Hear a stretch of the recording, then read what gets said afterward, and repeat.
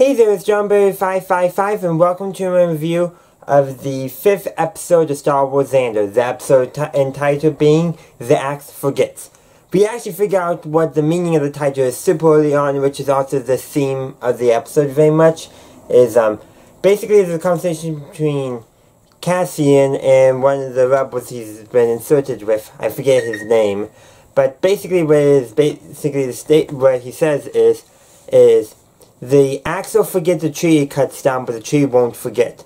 In other words, those who call, and also stated during all that is, that it's easier for the Empire, and by extension tyrants, to hide behind multiple atrocities than just one. Which does make sense, it's happening all the time, so you just get used to it. School shootings, yeah, seriously, I know I kind of tried to make that into a joke, but that's true. We are so used to them happening in America that we're becoming numb to them. When things happen all the time, you become numb to them. I mean, in one of my high school science classes, when the lights were flickered the entire year. Did we notice it by the end? No, we became used to it.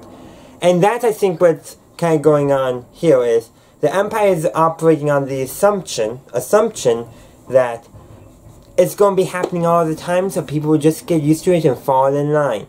But the thing is, the axe has done so much it's forgetting, assumes everyone else will forget, but the tree won't forget.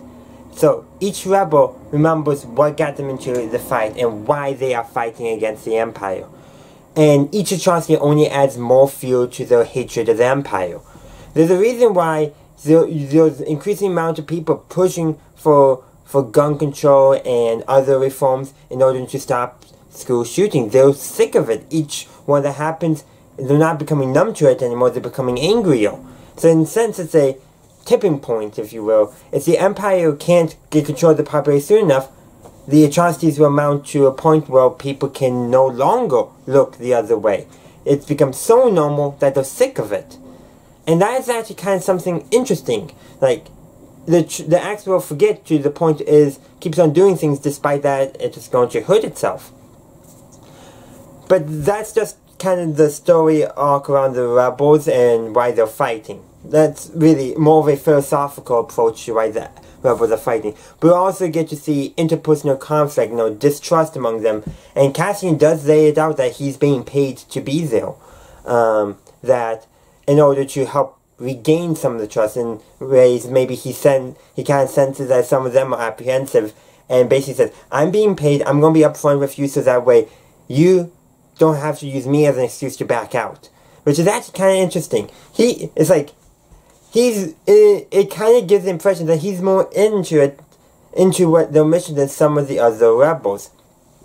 Which is something kind of interesting to note. But then again, that's also probably him, probably Cassian maybe a little bit better understands what he is fighting for, He's seen the Republic, the Separatists, he's seen the Clone Wars, he's been through a lot more, he's traveled to multiple planets, so perhaps he has a better grasp of the, I'm going to say it, the geopolitical aspect maybe of this. Now, he was recruited by Lucasfilm, who explained a little bit to him, and then of course with the youngest rebel, whose name I forgot, but I'm convinced is going to die in the next episode.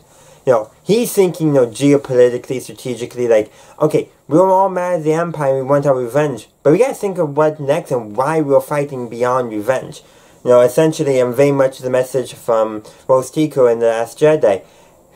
Save what you love, rather than fighting what you hate. In a sense, that's, I think, kind of what this young rebel, he's also getting at. Which makes him also different from people like Saul, who's purely fighting the Empire due to hate of the Empire, now fighting for has maybe lost sight of fighting for a better tomorrow. So kind of a neat, interesting conflict there, if you will. And then of course we also do get scenes of Mon Mothma, seeing a little more of political thriller and all that. But it's kind of pretty much limited. It's actually more family conflict going on between her and her husband and her daughter. Very much sounds like, maybe she's so focused on her job as a senator, trying to help people through that, she's neglecting her own family, but at the same time, there's also the fact that her husband is so used to the station, he doesn't really see things being, lower down. He doesn't really care about things less than him. What Mon Mothma does, maybe she has become too disconnected from that because she's, does that make sense? Kind of disconnected but in two totally different ways. But both leading to the same interpersonal family conflict. I'm interested to see how that develops. Then we also get more scenes with the ISB officer who's basically probably onto something coming the Rebel Alliance, but won't get in real probably because of the bureaucracy. But she has her aide on her side, and I have a feeling in the next episode she's going to be recruiting I forget his name, but the one corporal security officer who's now on course on living with his mother, eating blue milk and cereal. Yeah. Which also contrasts with what Mon Mothma is having and her family's having for breakfast. So something interesting there as well to kind of take a note. But I have a feeling they're all going to come together and form a team that's going to be angering the Imperial superiors because they're actually trying to stop the Rebel Alliance because they're seeing the forest through the trees. In a sense, maybe she hasn't forgotten the act. She's the act that maybe hasn't forgotten yet. Something to consider, though. But I do think that could be some interesting conflict. Maybe even, I don't know how that could develop, but I think it could develop some unique and interesting ways that could actually see them in conflict with the Empire and in alliance with the rebels, but not in the sense of enemy of my enemy is my friend and joining the rebels. No, I have a feeling it's going to be more of, like, well, we're in the line. We want the Empire to know that there's a rebellion, that they, are messing up. And the rebels want the Empire to know that they can't do anything. So, and weirdly, they could come to a point where they start looking the other way so the Empire sees what the rebels are doing. Which could be a very weird thing, and I'm here for it. That's all spy thriller stuff. Sometimes you gotta let your enemy do stuff so you can prove that they're doing stuff. It's weird, but it is an interesting thought, and I hope they actually do develop that in the story.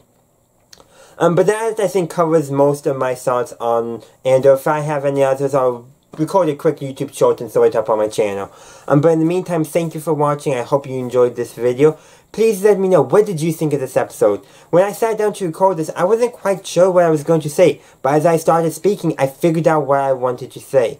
So, there was a lot more in this episode than I thought I was going to talk about. So, what do you think? I would love to hear from you. Also, be sure to like, share, comment, subscribe, upvote, all that normal stuff, and check out the links down below. And as always, thank you for watching, and have a good day, a good night, wherever you are. May the Force be with you, always.